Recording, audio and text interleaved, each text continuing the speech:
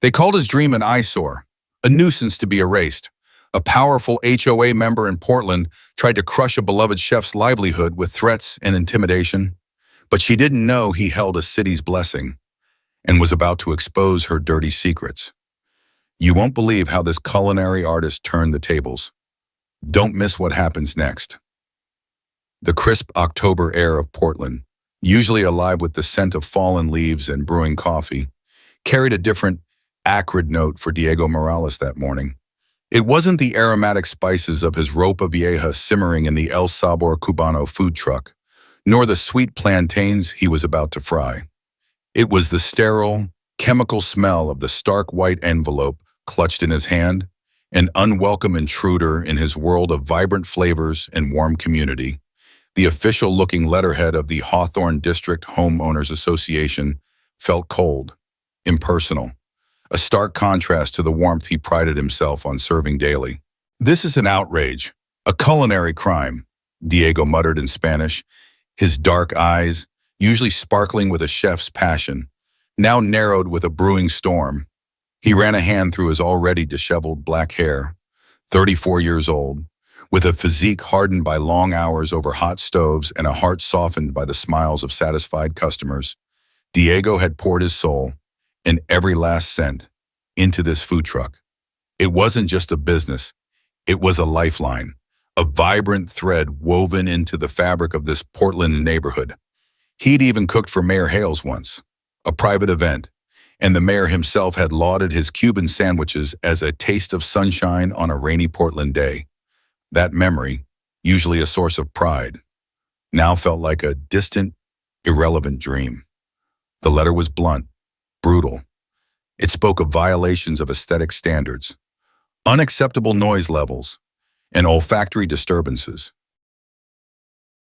It demanded the immediate removal of El Sabor Cubano from its usual spot on SE Division Street, a spot he'd meticulously researched and legally secured through city permits, a spot where his truck had become a lunchtime beacon for office workers, a dinner stop for families, and a late-night craving cure for students.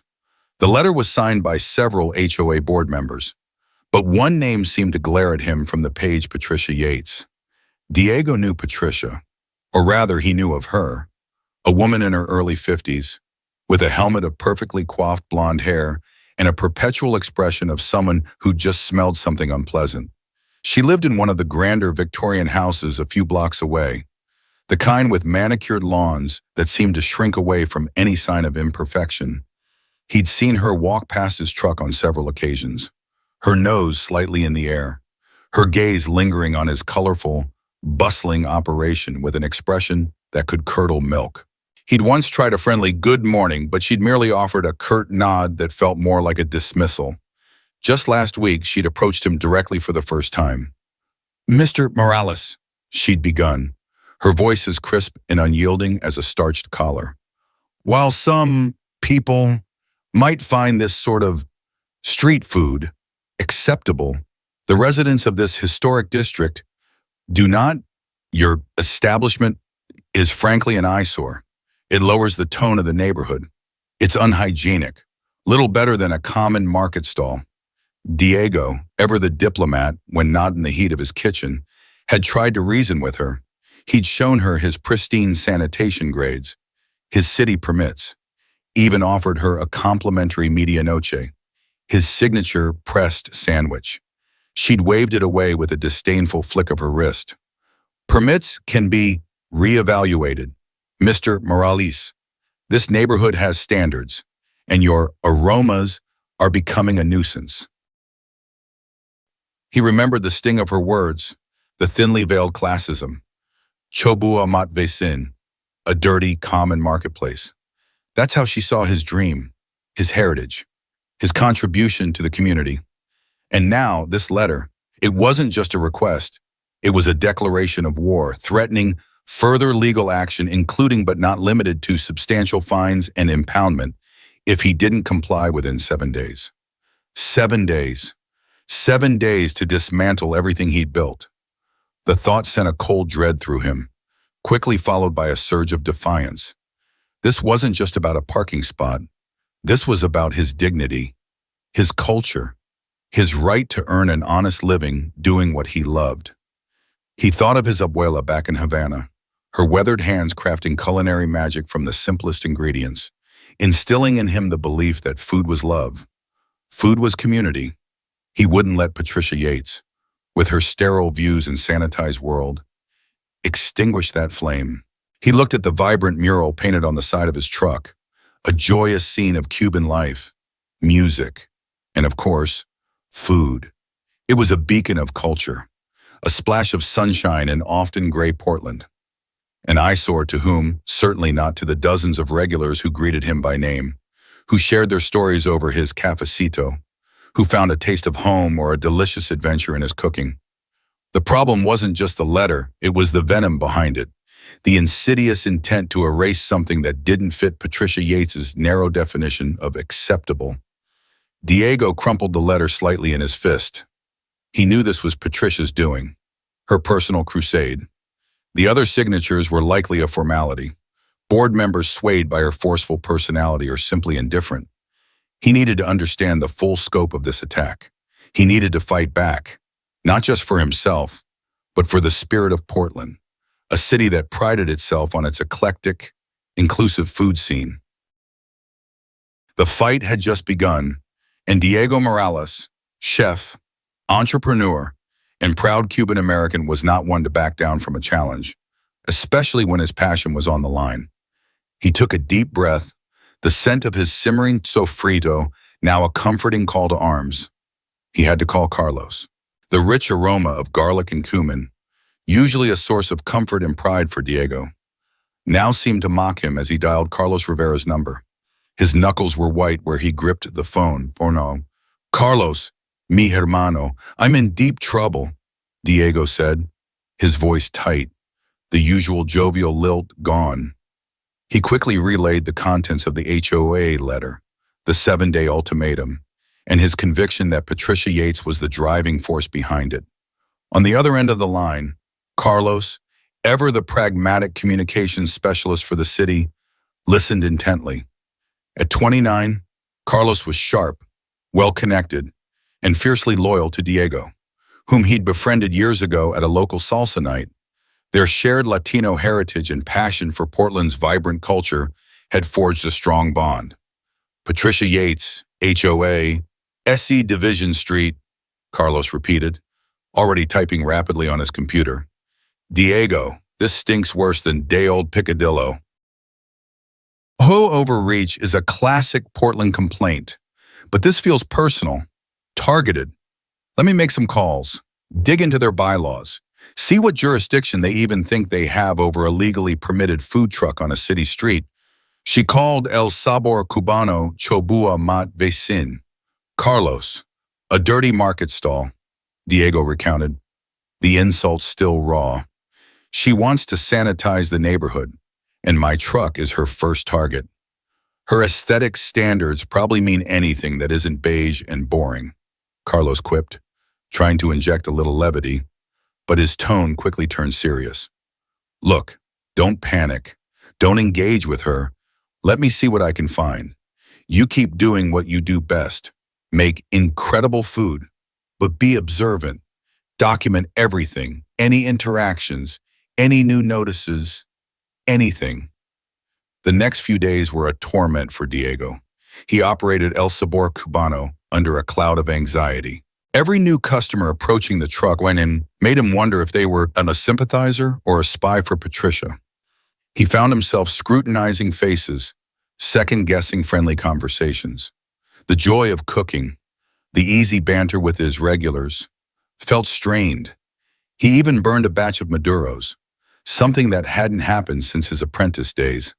His regulars, like Mrs. Henderson, an elderly lady who swore his Cuban coffee was the only thing that got her through Portland's gray winters, noticed his subdued demeanor. "Everything all right, dear Diego?" she'd asked, her brow furrowed with concern. He'd forced a smile and assured her he was fine, but the lie tasted bitter. The impact was palpable. His sales, usually robust, dipped slightly. Perhaps it was his own distraction, or perhaps subtle whispers had already begun to circulate. Portland was a city of distinct neighborhoods, and while most were welcoming, the undercurrent of gentrification and the desire by some for a more polished image was an undeniable tension. Patricia Yates was a symptom of that. On the third day, Patricia Yates herself made an appearance. She didn't approach the truck directly. Instead, she stood across the street, arms crossed, a smug, proprietary look on her face as she surveyed El Sabor Cubano. She was talking on her phone, occasionally gesturing towards a Diego's truck with a dismissive flick of her wrist. It was a deliberate act of intimidation, a queen surveying a blight on her domain. Diego felt a surge of anger, but remembered Carlos's advice. He turned his back, focusing intently on meticulously assembling a Cubano sandwich, channeling his frustration into precision. The sizzle of the pork on the plancha was his only retort.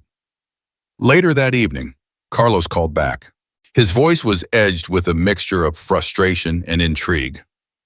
Okay, so the HOA's jurisdiction is a bit murky when it comes to businesses operating on public thoroughfares. Even if they abut the district, they can make noise complaints, sure, but aesthetic violations for a legally permitted mobile business? That's a stretch. Diego, they're banking on you being too scared or too poor to fight it. They have no real power, Diego asked, a flicker of hope igniting. Not easily, Carlos corrected. They can make your life hell with complaints, try to pressure the city licensing department, but an outright eviction order based on their internal rules for a city-permitted business, highly contestable. But here's where it gets interesting. I did some digging into Patricia Yates. She's not just some busybody HOA member. Diego. She's been very vocal at community planning meetings, specifically against new, independent food businesses and for more established dining options in the Hawthorne district. Diego's mind raced. Established dining options? You mean like chain restaurants? Exactly, Bersuero, Carlos affirmed. There's a new upscale American bistro chain, the Gilded Fork.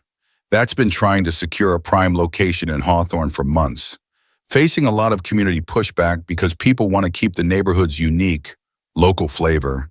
Patricia Yates has been a vocal champion for them and arguing they'd bring sophistication and proper investment to the area. A cold realization began to dawn on Diego. This wasn't just about aesthetics or noise. This was about something bigger, something more cynical. You think she's trying to clear the way for them? Get rid of the competition, even if my little truck is hardly a threat to a big chain. It's a theory, Carlos said carefully. Right now, it is just a connection, but it's a strong one. If the Gilded Fork is looking for a spot, and your popular food truck is seen as, in her words, lowering the tone right where they might want to be, or near a potential location, it's a motive, a powerful one, and it means her crusade isn't just about her personal taste. It could be financially motivated, or at least ideologically aligned with bigger commercial interests. The twist tightened the knot in Diego's stomach, but it also sharpened his resolve. This wasn't just Patricia Yates's snobbery anymore. It was potentially a calculated move, part of a larger play. The fight was no longer just about his truck. It was about the soul of the neighborhood, about small, independent businesses being squeezed out by corporate interests disguised as community standards. The 7-day deadline now felt even more oppressive, but the knowledge that there might be a hidden agenda, a vulnerability in Patricia's pristine facade, gave Diego a new, albeit dangerous, sense of purpose. He had 4 days left, 4 days to find proof, to expose this, to save El Sabor Cubano. The theory that Patricia Yates was more than just a neighborhood busybody, that she was potentially a pawn or even a player in a larger commercial game, lit a fire under Diego. The remaining 4 days of the HOA's ultimatum transformed it from a countdown to doom into a race against time. He and Carlos strategized. While Carlos continued his digital deep dive into Patricia Yates's connections and the Gilded Fork's expansion plans, Diego decided to leverage his most powerful asset, his community. He started subtly, first by confiding in his most loyal regulars, Mrs. Henderson, the construction crew who ate lunch at his truck daily, the group of art students who sketched by his tables. He showed them the HOA letter, explained the impossible deadline. Their reactions ranged from disbelief to outrage. "That woman has no right," boomed Big Tony, the foreman of the construction crew, his face reddening. "Your food is the best damn thing in this neighborhood. Diego." She called it an eyesore. Maya, one of the art students, said, her voice laced with contempt. "Her soul is the eyesore. Your truck is beautiful. Diego, it's art." Their support was a balm to Diego's frayed nerves. But sympathy wouldn't stop Patricia Yates. He needed more. Carlos suggested a soft-launch social media campaign. "Not aggressive yet," Carlos advised. "Just share your story. Post the letter. Anonymize the signatures except for Yates if you're bold. But focus on what El Sabor Cubano means to the community. Use a hashtag, something like hashtag Save Sabor Cubano or hashtag Portland Food Love." Diego, though more comfortable with a skillet than a smartphone, took Carlos's advice. He crafted a heartfelt post, detailing his passion for Cuban cuisine, his love for the Portland community, and the threat to his livelihood. He attached a photo of the HOA letter. The response was immediate and overwhelming. Shares, comments, and messages of support poured in, not just from his regulars, but from food bloggers, other food truck owners, and residents from all over Portland who championed the city's independent spirit. The hashtag Save Sabor Cubano started trending locally. Meanwhile, Carlos hit a potential goldmine. "Diego, check your email," he said, his voice buzzing with excitement during a late-night call. "I found something. Patricia Yates is listed as a community liaison on some preliminary, non-public planning documents for the Gilded Forks, proposed Hawthorne location. It's not an official paid role, not yet, but it suggests a much closer relationship than just a supportive resident." Diego opened the email. There it was, Patricia Yates's name, linked to the very entity that stood to benefit from his removal. "This is it, Carlos. This is the leverage we need. She's not impartial. She has a vested interest. It's a strong indicator of bias, at least," Carlos said. "Carlos. But we need something more concrete to really blow this open.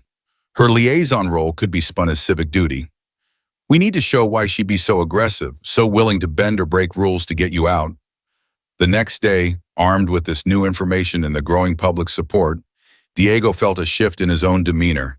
The fear was still there, but it was now overshadowed by a defiant resolve. He operated his truck with a renewed sense of purpose.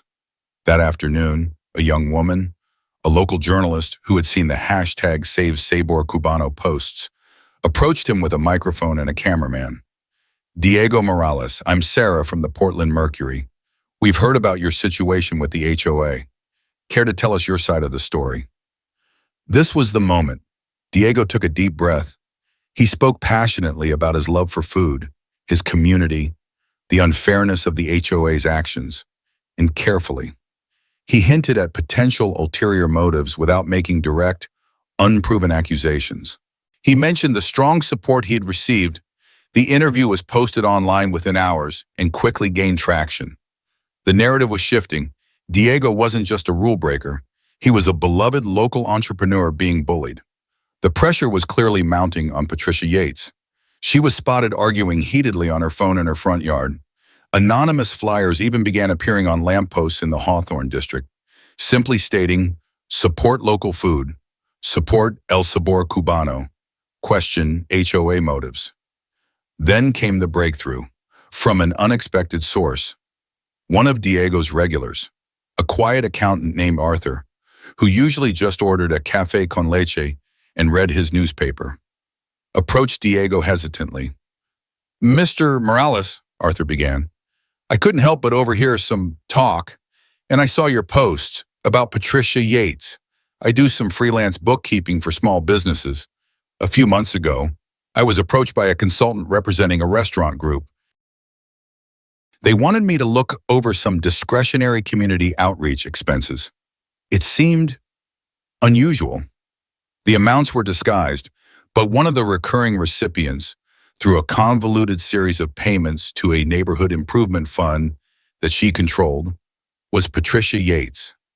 Diego's heart hammered against his ribs. "Arthur, are you saying?" Arthur nodded, his face grim. "I believe she was receiving payments. Substantial ones. I declined the work because it felt shady, but I kept my notes. The consultant mentioned they were trying to smooth the path for a new high-end restaurant in Hawthorne. I didn't connect it all until now." He handed Diego a discreetly folded piece of paper. "These are my notes from that time. The dates, the consultant's company name. Maybe it can help." Diego stared at the paper, his hand trembling. This wasn't just a bias. This was potential bribery. Patricia Yates wasn't just championing the gilded fork. She was allegedly being paid to clear obstacles for them. And he, Diego Morales, and his little food truck were an obstacle. He immediately called Carlos. "Hermano," Diego said, his voice thick with emotion. "I think we just got the smoking gun." The mayor's past commendation, his city permits, the community's vocal support, Patricia's documented ties to the Gilded Fork, and now Arthur's damning testimony about potential financial impropriety. The pieces were all falling into place. The resistance had found its teeth. The power dynamic was about to shift dramatically. The handwritten notes from Arthur, detailing potential kickbacks to Patricia Yates, felt like a lead weight in Diego's hand, heavy with consequence. This was no longer just about HOA overreach. It was about corruption. Plain and simple. Carlos, when Diego relayed Arthur's information, let out a low whistle. "This is dynamite, Diego. Pure dynamite. Arthur is willing to go on record." "He is," Diego confirmed, a steely resolve hardening his voice. "He said he's tired of people like Yates bullying honest folks." The final piece of the puzzle clicked into place when Diego remembered the informal commendation from Mayor Hales. While not an official get-out-of-jail-free card, the mayor's public praise for El Sabor Cubano and his vocal support for small, diverse businesses was a powerful moral weapon. He had even taken a photo with Diego beside the truck, a photo Diego had proudly, but humbly, kept tucked away. It was time for it to see the light of day. With less than 2 days before the HOA's eviction deadline, Carlos and Diego moved fast. They decided against leaking the information piecemeal.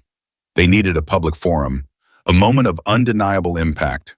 Carlos, using his City Hall connections and the already simmering media interest, learned that the Hawthorne HOA had scheduled an emergency community update meeting, undoubtedly to address the growing backlash from the #SaveSabor campaign and likely to double down on their decision regarding Diego's truck. It was the perfect stage. The community center buzzed with an uncharacteristic energy that evening in late 2017. Residents, media crews, food bloggers, and supporters of El Sabor Cubano packing the room. Patricia Yates sat at the head table with other HOA board members, her face a mask of strained composure, a stark contrast to the smugness she'd displayed days earlier. She opened the meeting by reiterating the HOA's commitment to maintaining neighborhood standards and decrying the unwarranted social media attacks. Then Diego Morales, accompanied by Carlos and a surprisingly resolute Arthur, stepped forward. He hadn't asked for a slot on the agenda, but the crowd parted for him, a murmur rippling through the room. "Ms. Yates, members of the HOA," Diego began, his voice clear and steady, amplified by the news microphones quickly thrust his way. "You've accused my food truck, El Sabor Cubano, of being an eyesore, a nuisance, a violation of your standards. You've threatened my livelihood, my passion, and a place that brings joy to many in this community." He paused, letting his words hang in the air. "I have my city permits, all in order. I have the support of this community." He gestured to the crowd, which erupted in applause. "I even have the publicly expressed appreciation of our own mayor, for what El Sabor Cubano brings to Portland. He held up a large, clear printout of the photo of him and Mayor Hales, beaming beside the vibrant truck. The flash of cameras was blinding. Patricia Yates scoffed, though a flicker of unease crossed her face. A photograph and some popular sentiment meant do not negate our bylaws. Mr. Morales. Perhaps not, Diego conceded. But what about conflicts of interest? What about an HOA board member actively working to undermine a local business to benefit a larger outside corporation? What about accepting payments to smooth the path? The room fell silent. Patricia Yates's face went rigid. That is an outrageous and slanderous accusation. Is it? Diego countered, his gaze unwavering. He then introduced Arthur, who, with quiet dignity, recounted his experience with the consultant for the Gilded Fork and the suspicious payments directed towards a fund controlled by Patricia Yates. He provided the dates and the name of the consulting firm. Carlos, stepping forward, then presented printouts of the planning documents listing Yates as a community liaison for the Gilded Fork. The collective gasp in the room was audible. Reporters scribbled furiously. Patricia Yates's composure finally shattered. Her face flushed a blotchy red. Lies, this is a smear campaign. He's a disgruntled bookkeeper, she stammered, looking wildly at the other board members for support, but they seemed to shrink away from her. The evidence suggests otherwise, Miss Yates, Carlos stated calmly. The timing of your aggressive campaign against El Sabor Cubano, your documented advocacy for the Gilded Fork, and now Mr. Arthur's brave testimony about potential financial incentives paint a very clear picture. The meeting descended into chaos. Residents shouted questions. The other HOA board members looked stunned and began whispering amongst themselves. The media swarmed Patricia Yates, who for the first time looked truly cornered, her carefully constructed world crumbling around her. She attempted to flee the room, muttering about consulting her lawyer, but the cameras followed her every undignified step. In the days that followed, the story exploded. HOA hustle payoffs for Portland permits, screamed one headline. Food truck chef exposes HOA corruption.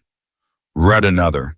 The Hawthorne HOA, facing immense public pressure and internal revolt, swiftly distanced themselves from Patricia Yates. An internal investigation was launched. The Gilded Fork issued a statement denying any knowledge of improper payments, but announced they were reevaluating their expansion strategy in the Hawthorne district. Patricia Yates resigned from the HOA in disgrace, her reputation in tatters. The threat against El Sabor Cubano evaporated.